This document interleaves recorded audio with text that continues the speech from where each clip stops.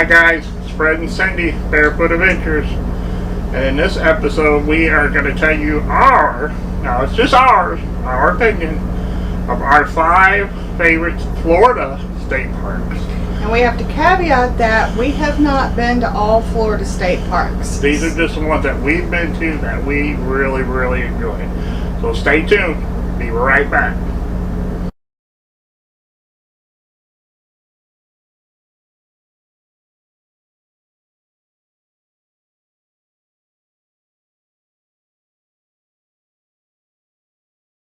Thanks for coming back. And if you're new to the channel, please do me a favor, hit that subscribe button down there. It's free. It does help our channel. So here we go. And these are not in any particular order, but we will tell you at the end what our number 1 favorite state park is. And we got notes here. So number 1 on our list is Silver Springs State Park. The sites are long, they're shaded, rangers are nice. Now I have to say that is our favorite state park, so I guess we started it first. The rangers at all the Florida state parks that we have been to have been awesome. We are very fortunate here. We have wonderful state parks. Well, we had one and she was kind of groggy, but she was still hopeful. Yeah, she was still nice, but you could tell she was just... Maybe she was just having a bad day. She was having a little bad day, but I mean, 98% even having a little bad day, she was still good, awesome. 98% of them are really good. Anyways, so also about Silver Springs, we found a really good Mexican restaurant not too far from there. We like to go. We use the state park as like a home base, and we kind of go around from there. And I'm sure everybody does that. We love they have amenities there, like the Cracker Village and the museum. The museum, I think it was $2 to get in, and I'll put some pictures up here for you. It was. We've done a video on it. We've done a video on the Cracker Village, and the museum's really good. And then also part of that is the Silver Springs, the glass bottom boats. We've done videos on that. And that's around, really cool. Yeah, and it's been around for years and years and years. So make sure if you come to Florida, make sure you check it out before it's gone. Okay, and our next one. Oh, go ahead. You can read. Paynes Prairie in Micanopy, which is around between like Ocala and Gainesville. Micanopy is where they filmed one of Fred's favorite movies. That's why that one's dear to my heart. Doc Hollywood. Paynes Prairie is really cool because you can see wild horses, buffalo. They have a few great trails. They have a tower you can climb, which I don't climb all the way to the top. But you can go in and Micanopy, not just because that's where Doc Hollywood was filmed. It's really cool because we met a lady who was in the movie and told us all about how they did it. But it's a really beautiful little southern town. Yeah, it's really cool. Yeah. And when we go to places like this, we try to shop local, stay local. They had some really cool little restaurants. Tell them about the alligators. They were pretty dog friendly. Our first visit, we only had Finney, and he was introduced to a lot of new things. He'd never seen a motorcycle before, and he kind of went berserk. But then, there outside this shop was one of those mesh alligators that have Christmas lights in them, and he came unglued and was barking and barking and barking and barking, and it didn't matter, I was trying to touch it and touch him and tell him it's okay, Nope, it's I don't like it. Nope, I'm letting you know the shop owner came out to find out what was wrong with him. It was so bad, and it was kind of hysterical. It wasn't bad. It was fun. It was funny.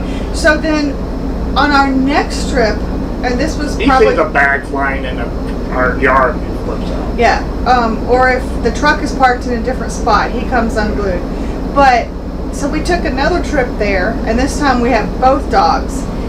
And we wondered if he was going to remember the alligator. And he did, because he stopped, and he kind of looked at it, But I'm older. And then he kind of walked on. I'm Luna, older now and tougher, and I got a sister to protect, so nothing it didn't bothers scare Luna. me at all. No, as long as she has her brother by her side, nothing bothers her. So she just walked on like it was nothing.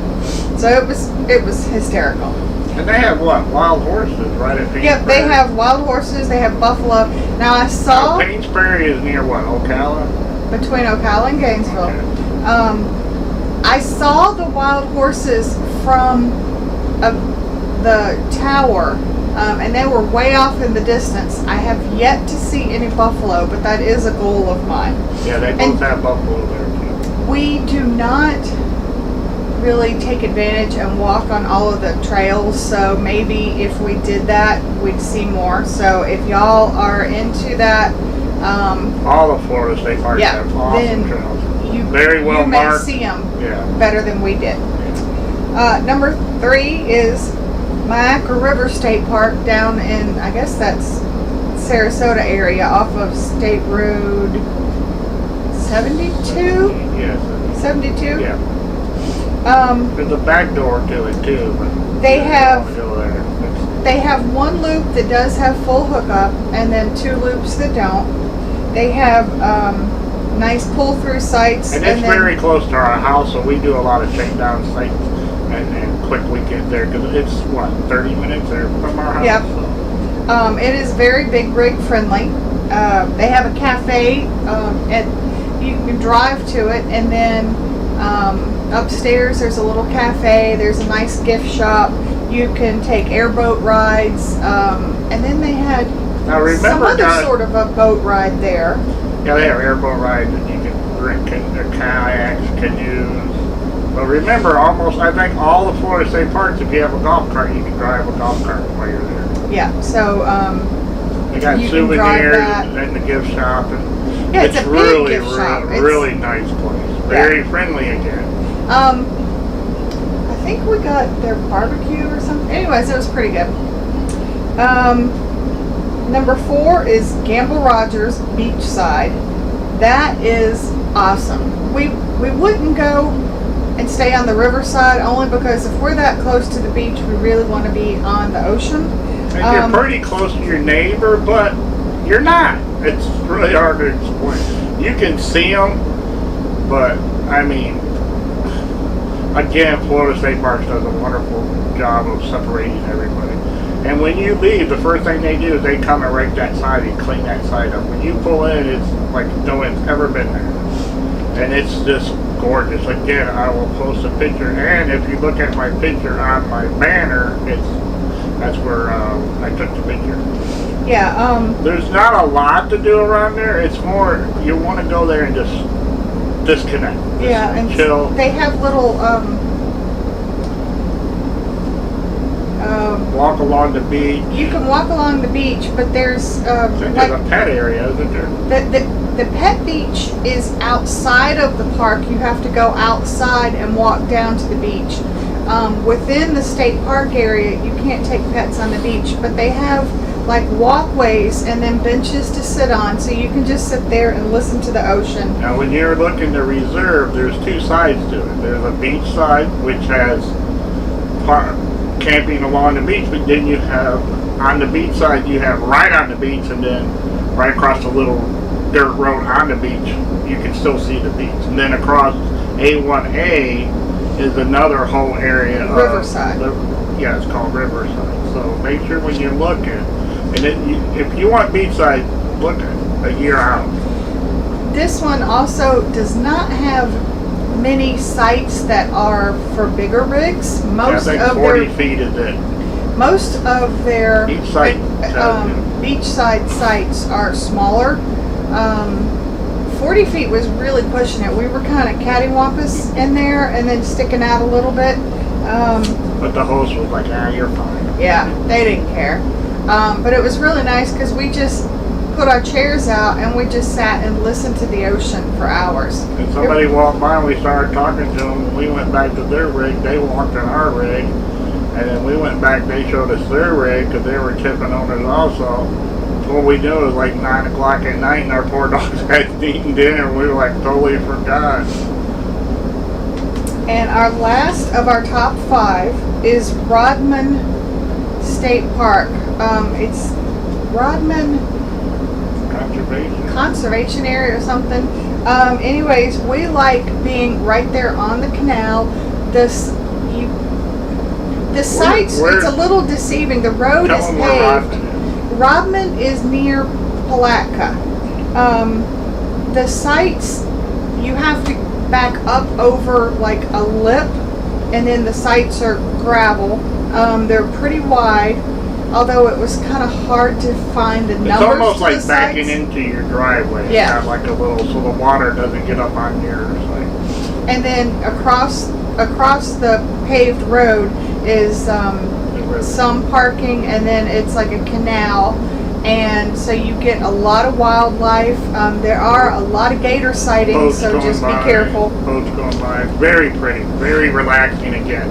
And if you go there, you get no cell service. Yeah, no cell service. A lot of the state parks have very, very limited cell service. And we do watch TV, and you don't get TV there. Go ahead, sorry. At Myakka, in the cafe, they have Wi-Fi. We do over-the-air antenna TV, and in a lot of these, you're lucky if you get 3 stations. So bring movies to watch. Because when we go out exploring the area, when we come back, that's how we relax. We sit down and we watch movies or watch TV or whatever. Now there was one, and we've been to a couple other state parks. There was one that I really didn't care for. Rodman, tell me how close. Oh yeah, sorry. So Rodman, This is one of the reasons we like Rodman. Well, it's close to the little town of Palatka. Again, we found a good Mexican restaurant there.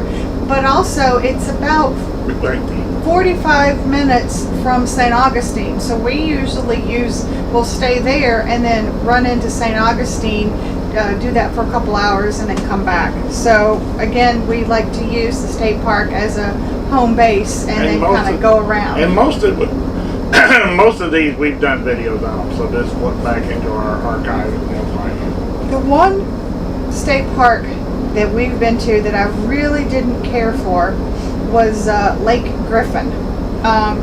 It was a small campground. The sites were super narrow, but ours was like 80 feet long. I mean, it was like massively long. We had a great site though. You pulled up the road like you're leaving, and then you just back right down in your site. And by the time you got in your site and your camper was in there, at that time we had a 40-footer, and we had our truck that we were pulling, a full-size truck. You could almost not see us.